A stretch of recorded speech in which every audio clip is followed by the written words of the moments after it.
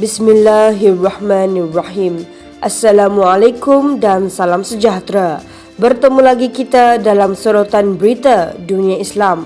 Berikut berita penting dunia Islam sepanjang 12 hingga 18 Mei 2022.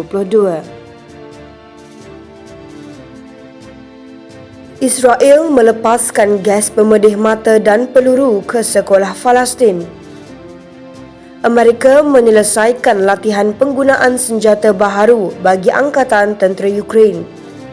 Netanyahu akui ketidakmampuan Israel menghadapi Iran.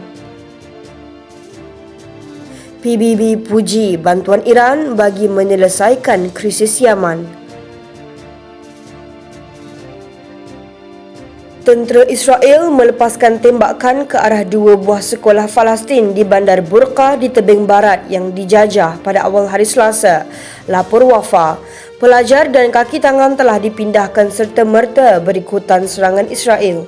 Menurut Ghassan Douglas, seorang pegawai Palestin yang memantau aktiviti penempatan haram Israel di daerah Nablus, askar menembak peluru hidup, gas pemedih mata dan bom gegaran di dalam sekolah. Berpuluh-puluh pelajar dan kaki tangan mengalami kesan selepas terhidu gas itu.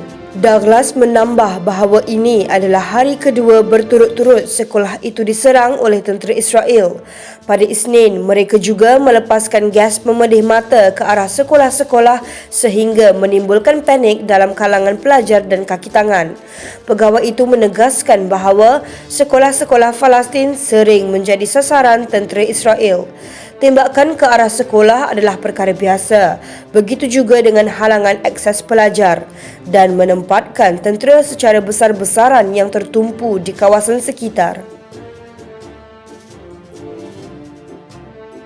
Ratusan tentera Ukraine telah menamatkan latihan mengenai senjata baharu yang dibekalkan oleh Amerika, kata seorang pegawai kanan Pentagon pada hari Isnin. Amerika Syarikat telah mula melatih tentera Ukraine dalam mengekalkan howitzer buatan Amerika Syarikat yang dibekalkan oleh Washington ke Kiev. Setiausaha Akhbar Pentagon John Kirby mengumumkannya pada taklimat biasa untuk wartawan, lapor TESS. Dari segi latihan, lebih 310 askar Ukraine kini telah menamatkan latihan M777. Terdapat lebih 50 lagi yang sedang melalui satu lagi kursus. Kami juga telah memulakan kursus penyelenggara M777 selama 2 minggu dan kami menjangkakan bahawa kelas pertama ini akan memulakan latihan hari ini. Itulah rancangannya. Jadi itu satu perkembangan baharu untuk membantu mereka dengan penyelenggaraan pada senjata yang mana kini mereka memperolehinya dengan begitu banyak di negara ini, katanya.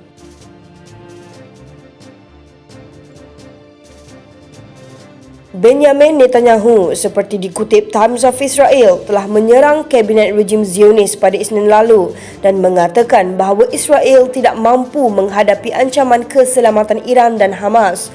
Serangan itu hadir ketika pertemuan Parti Likud. Beliau mendakwa Iran dengan perjanjian antarabangsa yang telah dipertingkatkan oleh kerajaan yang memerintah Amerika Syarikat sedang tergesa-gesa untuk mendapatkan senjata nuklear bagi menyerang Israel.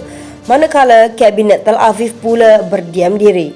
Netanyahu menambah, kabinet Israel yang lemah dan penipu ini tidak dapat menentang pertukaran dasar mengenai Iran, walaupun untuk seketika, sama seperti ia tidak mampu memerangi keganasan Hamas.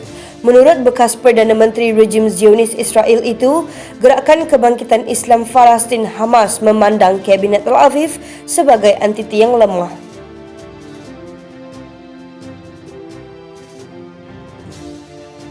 Penasihat kanan Hal Ehwal Politik Kementerian Luar Iran, Ali Asghar Khaji, telah bertemu dengan Hans Grunberg, wakil khas Setiausaha Agung PBB, ke Yaman pada hari Rabu sebagai satu kesinambungan Iran dalam melobi di peringkat antarabangsa mengenai penyelesaian damai krisis di Yaman. Khaji dalam kenyataannya menyokong usaha wakil PBB ke Yaman dalam melaksanakan genjatan senjata selama 2 bulan.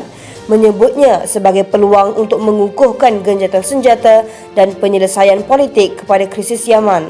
Tambah beliau, melaksanakan komitmen secara utuh merupakan kunci utama kejayaan di bidang ini. dan kegagalan di tahap ini akan memperdalam ketidakpercayaan dan merumitkan lagi krisis Yaman di masa hadapan. Sementara itu, Hans Grundberg menegaskan bahawa pada masa ini tumpuan adalah untuk menghapuskan halangan bagi memenuhi kewajipan di bawah perjanjian gencatan senjata selama 2 bulan antara dua pihak, dan lanjutan gencatan senjata akan dipertimbangkan sebagai langkah berikutnya. Pendekatan utama Republik Islam Iran berhubung krisis Yaman adalah sentiasa menyokong penyelesaian politik bagi mengakhiri perang di negara ini, dan diharapkan pelaksanaan gencatan senjata mampu menjadi peluang untuk memulakan inisiatif politik dalam menyelesaikan krisis Yaman. Sekian sorotan berita dunia Islam. Dengarkan kata-kata hikmah ini. Saudara, jangan terlalu cepat menjadikan seseorang itu sahabat sebelum ia diuji. Ini kerana kita hanya dapat mengenalinya setelah kita menyelami hati budinya. Fikirkanlah. Jangan lupa like, share dan subscribe channel Sejagat TV, Kebangkitan Islam Sejagat. Hingga kita jumpa lagi nanti. Assalamualaikum.